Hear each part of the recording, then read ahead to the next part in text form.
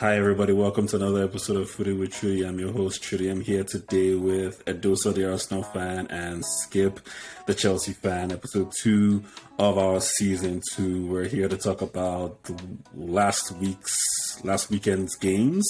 Edosa didn't join us in our initial episode, so I just want to go through his predictions and to see what he thinks is going to happen this season. As you can see here, he's a concrete Arsenal fan. He believes that Arsenal is going to make top 4. Arsenal coming in third. The usual suspects, Man City and Liverpool are first. Spurs surprisingly in there with fourth. I'm going to ask him why he doesn't think it's Chelsea. He thinks Everton is going to go down this time, along with Nottingham Forest and Fulham. Everybody seems to think Nottingham Forest are going to be the whipping boys. Champions League winner to be Man City. That's what I think too. Highest goal scorer, Salah.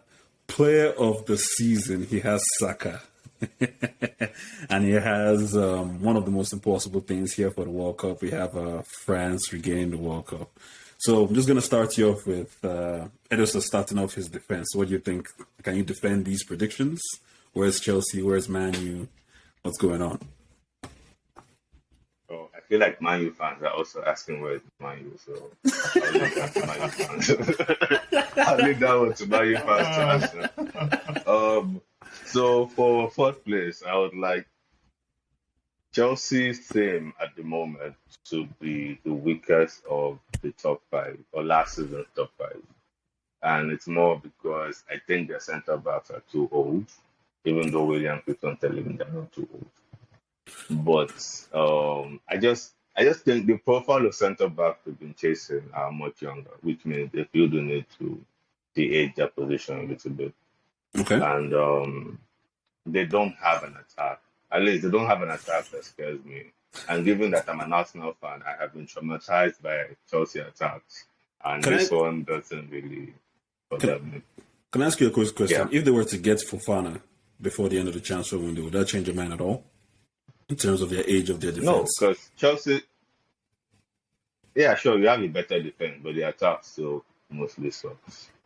So, personally, and also just to put that there, Timo Werner's deal has been confirmed. Yeah, he's gone. Yeah, it should be gone either tomorrow, either on Monday or Tuesday. So Timo Werner's deal should be completed. Probably that would means another attacker coming in. Who? I don't know. So exactly. So you think that there are like 5 teams that need attackers in the Premier League, and they don't have anybody to buy. So that's the problem, right? So it's like, who are they going to buy that's actually going to scare me now? Like, nobody. Because that has always been Chelsea's thing. Like, the team can be rubbish, but that ball gets up there. Costa is not playing around. Drogba is not playing around. Like, they just have players that would literally make the centre backs look like their children. And without that, like, Havertz is a really good player. He still has time to go and do his master if he stops playing. But like, I don't know what is going on with him. It's supposed to be really, really good. Same here. I have sorry if I might interrupt. I have the same feeling about Havertz. Good player. Like, if you look at him, I test everything. But sometimes it's just like a little girl. You know, sometimes when you're meant to shoot or bully someone, no, it's the truth. Like, when you're meant to either shoot. Opportunity podcast.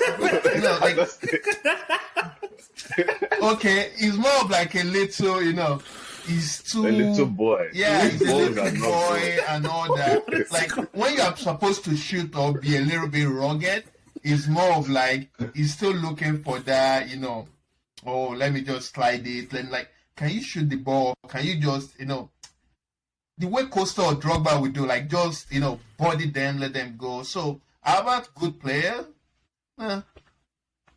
What are you talking about with eye test, to be honest? Havertz has the tendency to be very invisible. Really. Like, he can be invisible. Like, the game last week. But have you seen it? Okay, like, an example is, have you seen, like, his movement, the way he control body, the way he reads the game?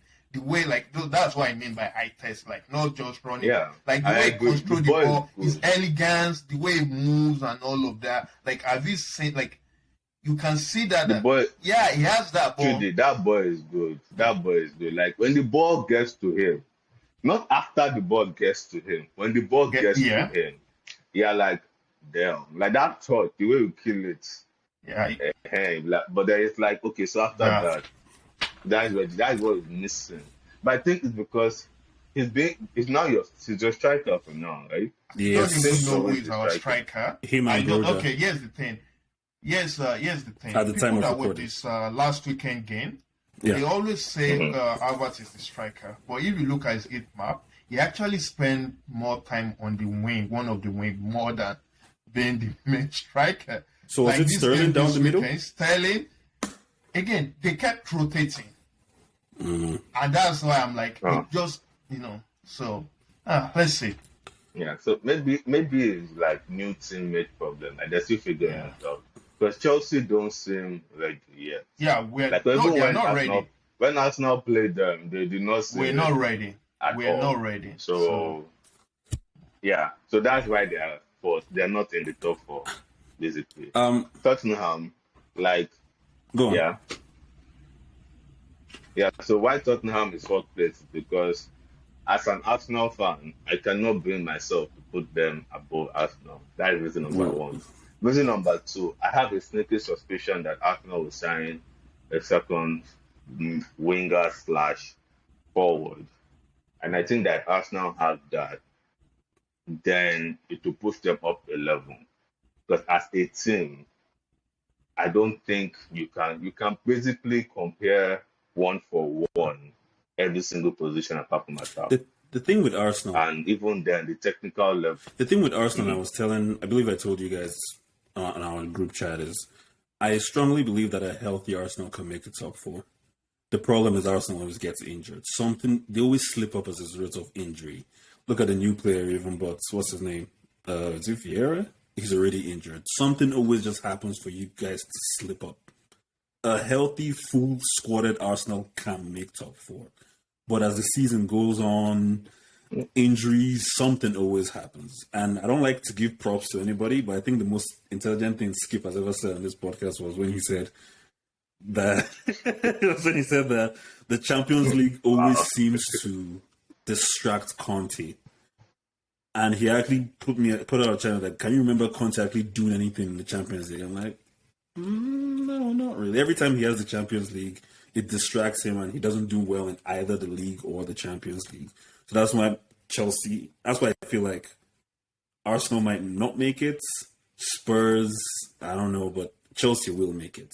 I feel like Chelsea. Their coaching, Tuchel will come good. He will come good. Look at Man U. Who else is challenging them? Tuchel will come good. But okay, so the thing about Arsenal that me as an Arsenal fan looking, yes, not particularly objective, but at the same time, like if you watch that game against Chelsea, there was a point where I wasn't sure what team I was watching. Like that is a Liverpool press. That was a Liverpool press. Like, make no mistake, that press was good. And that's the press where we're running around with Xhaka that can actually move. So if you switch out Xhaka for Vieira or another midfielder, another forward, I'm sorry, but like if you get that ball back or popping you, there's nothing you can do about it. Right? So the injuries, I think, will kind of de-risk defense. So with Saliba, you can basically move Ben White right back and nothing changes. Ten is injured, you bring on Zinchenko and nothing. That defense is as good as it's ever going to get in Arteta's reign right now. The issue is that if Partey gets injured, which Yes, he will, he what will. are we going to do? Which is why they're trying to Bro chase is the guaranteed injury. And the other one is that Saka is going to burn out by January because he's going to play every game and then play every game for England in the World Cup. So that's where we need on that forward to make sure that he doesn't have the load to carry.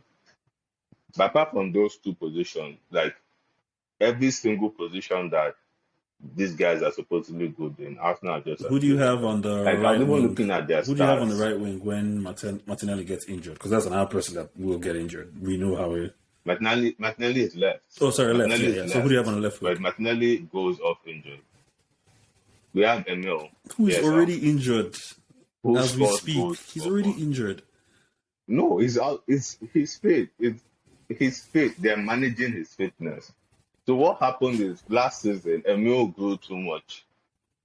So in growing tall, if you keep on training, your bones do not sit properly and all of that medical stuff. So that's why he's prone to injury. That's why he's prone to injury. He's growing and training at the same time. If you look at that guy now and look at him beginning of last season, he's now a man. Like he has grown so much in a very short period of time. That's where the injury is coming from. The Fabio guy, the exact same injury. He's 21, 22. He grew a little bit, kept on training, now has ankle issues. It happens. It happens to a lot of players. The reason why Saka doesn't get injured, the guy hasn't grown since was like 16. The shorter side. No, but it's true. He hasn't grown taller since he was 16. So it's just muscle. It's just muscle. The same thing happened to Martinelli. He was getting injured, but it's because he was growing and he stopped growing, and now it looks like wow. It's a normal experience for forwards when they are growing tall. The best players, they stop growing very early in life. That way they can just focus on their ball. They don't have to relearn how to run or how to keep people off them. They just play.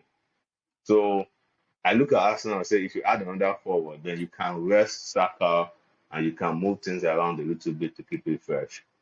And that should push them to third. Because I was looking at the game against Southampton last week. And whose game against Southampton? The Tottenham game. Tottenham playing Southampton. And Southampton had this centre mid, Lavia or something like that, probably like 19 years old. The guy was running the midfield on his own, bro. And you're telling me those guys who play against Arsenal fully fit and play. No, it's not possible. The whole Bissouma shout, that child was running midfield on his own. They had no, but it's true. Because they have grown men in the Tottenham centre, or at least centre of the park. All grown men. You cannot tell me anybody there is really improving. They're all who they are. And you have a 19-year-old boy running you. Like, there's a problem there. Right? Tottenham's thing is just that now they've added a right wing because Kulusevski is actually really good. Right? So that's all they've really improved on. Every other player they bought will not make it into any top 5 team, like team shit in the league. First team. None of them. With Charlison or top 5. I'm not counting that, don't worry. Top 5. Like none of them. none of them will make it into the squad. So to me, just like you've only upgraded one position. Because like, even their midfield, none of them will enter Arsenal's midfield. And that just tells you their level. Because Arsenal's midfield is not anywhere as good as Chelsea's, or actually Chelsea is debatable, but like I think about City, Liverpool, we're not that level yet. And Tottenham that's being held and everything. No, they're not good enough for me to look at them and be like, oh yeah, you guys are clearly third place. Now, the only issue is that it's still a very young team, and yes, like you said, injuries, and they might end up not buying who they need to buy. You guys are spending all the money. What do you mean? Like, not buying what you get to buy? You guys are spending all the money. I'm joking. No, but bro, but that's a lie. Look at Chelsea, bro. Chelsea have signed how many players have they signed? We've signed 5 in total. Yeah, even we've signed 5 players. Yeah, they paid 20 mil for that guy. What about the keeper from Chicago? But no.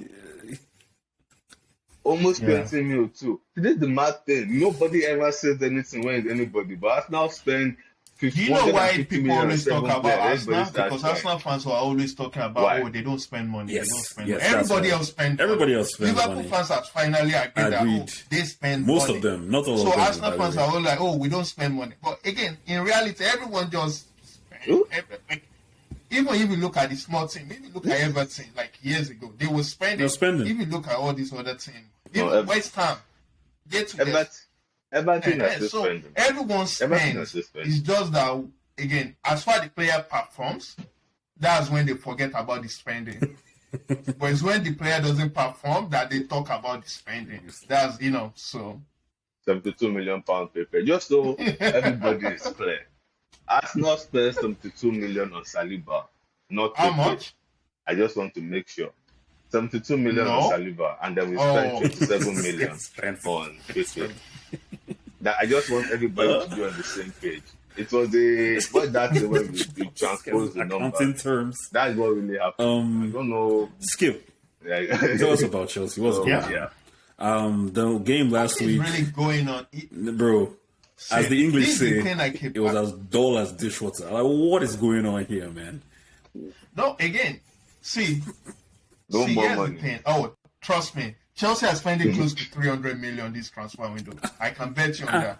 There's still more. Like again, there is more. See, if like, if Abramovich didn't exist before these people come in, what I'm reading and what these people are saying, they want to keep spending because most of their owners also own Dodgers, right? Go look at the spending Dodgers have made since those people for like the 4 or 5 years. These people have been breaking records for spending. So when you say no money, trust me, these people can even spend worse than Abramovich. That's the thing. Like the way I'm looking at their record, they're even worse than Abramovich. But that's not the top. Question. Right? Let me interrupt you. Sorry. All the people at the top, that chick that used to negotiate, what's her name? Are they all still there? Yeah. Are they all still there? No, they left. They decided to leave. Check is gone Check too. I know decided Check to is leave. gone. Yeah, Yeah. they decided. He left. That's maybe you see guys where are I'm going with screwed, this? bro. It's one thing having money, No. but having You guys Yes, are it's- screwed, bro. But here's the thing, right? Because that's what happened to Everton. You know, the guy that bought them was supposed to buy Arsenal, and then I don't know. I think David Dean and Wenger said no. The guy went to Everton was like, oh, I'll show you guys. I'll spend so much money. yeah. You'll spend It's not more about than who you that. buy. And then It's they've been about buying. But here's the I- thing, right? Here's the thing. Marina and this thing. Marina got paid out of the what was it called? The payments for the club. She got money out of okay. that. So I believe immediately they got that money. She got like 20 million out of that deal. So she to Alien, she left. Peter Cech too left. Those are the only two major ones. And the club president, which was I expect that. she can when it comes to negotiating of contracts, I believe she's the best. But the team, the new owners, the report they're coming in is that like they want to look for a new way of like making sure the best players are the only one getting like actually not the best player. The people that are actually performing are the one getting bonus rather than winning trophy. So if you are performing, your salary and everything will be increasing rather than if the team wins trophy. Because there are a lot of dead dudes that are not performing and they are still getting, I wonder how you got your deal. Oh, because I wonder how you got all those dead goods. because we sign we load players. We just used to buy players and loan them Did out. Abraham, is he gone? Do you sell him or loan him? Hey, Tammy is gone. They sold Tammy. Oh, I to thought it was a Roma. loan. I thought it was a loan. They sold No, Tammy. it's Otherwise, would have yeah, come they back. sold Tammy with a buyback clause and all that. So And they'll buy even Tammy like back this, for 100 million. Cucurella, deal, the only thing that's making me happy is that Yeah. because when Man City went in for Cucurella, they said either we pay 50, we are not negotiating. And Man City wanted us to pay 45 million for Ake, so they can have 5 million and go buy Cucurella, which I was going to basically kill myself if we pay 45 million for Ake, but that's something else. So when Chelsea went to Premier Cucurella, League right, winner, and then Ake, they were like, you know being what, disrespected you will give here. us 50 million. Okay. You will give us 50 million, and we also want, you need to sell us Colwell. Okay. How can we say you're buying Colwell for 25 million?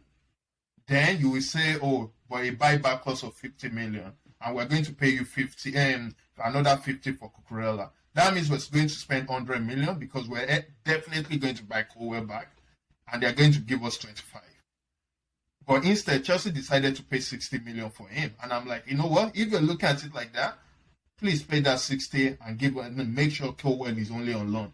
Because if you look at Tomori, this guy the way you could look at Saliba when Arsenal bought Saliba, and like, this guy is going to develop to be a player. And why that Colwell guy. Yeah, that Colwell guy. guy. If you watch him a lot, you realize that he's going to be a good player. Now the only thing is that Not just good. yeah, and that's why Level, and that's why I'm like, you know what? If you look at that deal, instead of paying 100 million at the end of the day, or just pay 65 now and keep that asset, again, I'll take that because they didn't want to negotiate. I mean, you still lose the core guidance with this. So all of you guys Let's hope not. But like, what's happening with Chelsea was that like when the new owners came in, everybody was thinking like change of ownership is going to affect the club is going to go bust and all of that. But I didn't expect it to actually affect us in the transfer market. Because what happened was that when the whole thing got through and all of that, they still needed like weeks or so to move some things around and get everything completely right. Then transfer window, they came in with an idea, and that idea is like player swap and all of that. But they quickly realized that in football, that's never we don't trade here. We don't trade here, man. Yeah, we don't do that. Trade. And after like, I know, right? And after a week, they realized that and they tried moving as quick as possible. Then they made build, then Barcelona came and they did a big dick energy for to Chelsea on couple deal. Yeah, I'll take it from there now. Look at me, I'm the captain now. They did some big energy too, They did that, and again, it's fair. Like again, it's good. And now Chelsea are like, it's not fair. It's not fair because when they to do for us now. But you know what? It's not actually paining me. I don't know. I'm just like Chelsea have done it for so many people, and they're still going to do it. It's not paining. See, William, you're a special case. I think you can agree on this. Like the way you feel about things is different from the way most fans feel about things. I can assure you that there are Chelsea fans that are losing their mind right now because a team that cannot register players. That everybody knows cannot register players. Barcelona will take anybody's best player if they want them now. Barcelona, I don't know what these players are. Rafinha didn't get any pay increase right now, and he went to Barcelona. No, I think I don't understand this. Like, even your wages, they are not sure they are going to pay. Even with dropping it, and they're owing Frankie De Jong. It's not a secret. They're owing players wages. And did you see the press conference of the Leeds chairman that said like, the deal for Rafinha was all completed on their own side, and he felt so embarrassed going back to the new Chelsea owner to tell them what happened. And they asked him if Barcelona can't pay him by September 1, what will happen? It was like, there's going to be a huge problem. By September 1, if Barcelona won't pay them the full amount, there is going to be a huge problem. Nobody pays. No. But like, there's a required amount in the deal. Agreed upon amount, I guess. Because this is the thing. Do you know what Chelsea did? I think with the Rafinha deal especially, Chelsea put them in trouble. But what Chelsea did was 50 million straight cash immediately.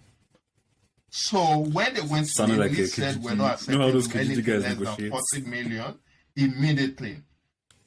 So Leeds was like, they're not accepting anything less than 40 million immediately, right? Mm-hmm. So now they said they're going to pay that amount in around September, before September 1st. Mm-hmm. That's what is in the contract. I mean, by then they might have sold again, and that's what I'm saying. Like, they got screwed over by making that. So again, and also buying players. Do you know the funny thing? Buying players is even the least of their trouble now. It's the La Liga, how they are going to register them, and all of that. That's now the next big problem. They'll get away with it. So again, they'll get away with it. Yeah, they will be fine. The worst thing that will happen is La Liga will make an exception for them. But like going back to Chelsea, I'm not, the way everybody's panicking, I'm not panicking. Because I know like, no. I mean Chelsea fans, some Chelsea fans are panicking or like, it's going to be, and I'm like, actually, I don't mind a panic season because every time people have panicked with Chelsea, that's when we've had one of our best seasons so far. So if it's panic and see we're going with, I won't mind that. Because at the end of the day, there's going to be a solution. My opinion is, with the players you already have, I trust Tuchel, your coach, Thomas Tuchel, enough that you'll make it up for. Whether the matches are boring, whether it's through penalties or somehow you make it up for. I know it. I can't imagine Chelsea in Europa. I just can't. Like, it doesn't even make any sense when you think about it. Tuchel's Chelsea, nah. You don't need to imagine. It won't be Tuchel's. It's not going to be Tuchel's. Who they get to that define lost the deal by then. My opinion on Chelsea's spending. You'll find some. There's so many managers. Pochettino? Like that is not even a problem. My feeling on Chelsea. Hey, there's not like going to win anything, so I so hire them. For me, there's two things for Chelsea. On the playing side, you have good players. Like absolute worst case, you just recall your 700 players from loan, do tryouts, and pick the best 22, and you have a decent team. But on the spending side, the difference between American sports European and the sports style, the English Premier League, is that there is a cap. Is there? For wages. And there's a cap, I believe. In the Premier League, there's a cap for wages? Yeah. So you're not really outspending and no. In American sports. Yes. So American sports, there's a cap. So it feels like you're spending a lot of money. But not really. Oh, you're spending inside of the cap. No. And you pay luxury tax. Go look at their record. No, but do you know who has spent more money than them? Who? Rams. The guy who owns Arsenal. Like, if you're talking about people that are spending money, the guy literally built a $1 billion stadium for his team. It doesn't get stupider than that. There's money. So the main issue that you have is that the Todd Bowley guy is the face of an LP. So LP is limited partnership. It's a group of people that pulled money together to invest in sports. So those guys are expecting a return on their capital, right? So because of the way football is, the only way they can actually get a return on their capital is if A, the club gets sold, or B, the Super League becomes a reality.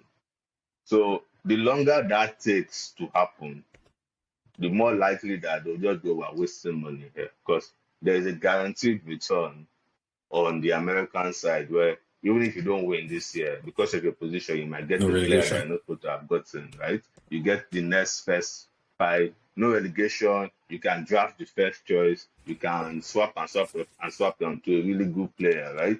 You're not really spending money to buy a player. But in European sports, nobody cares about that. It's cold hard cash. Imagine if there was draft at this thing. So for me, it will not work. It cannot work. I don't think it will work. I believe that will limit the amount of the player development and all of that. And that will limit that. But again, if I tell you I'm not worried about the what are they called? The capital, what's their name? The LPA, I'll be like, oh yeah, I'm like, you have to be worried about them, and that's one of the major concerns. And I didn't see the contract, but one of the report coming out from one of the deals is that like they cannot take money out of the club. That none of them can take money out of the club. That was one of the clauses included in this thing. And also, as someone who does tax, they'll take it. They won't take it. No. If they want to take their money, no. Again, listen, let me finish. Like they can't take money, but they can sell their shares. Celebration, Ganabi celebration. And also, when we're talking about billions, again, they at the end of the day, I see them in like 10, 15 years, they will have sold the club to someone else, to another billionaire looking to waste some money. Or, again, they sell the club in billions. Like the value of the club is in billions. Like if you are not rich enough, you can't buy a football club at this point. Let's keep it real. You need to be rich. So like they will sell it to another billionaire, and let's see where it's an obscene amount of money. I don't think it covers what these guys are like. Which is like I can buy an extra Honda Pilot.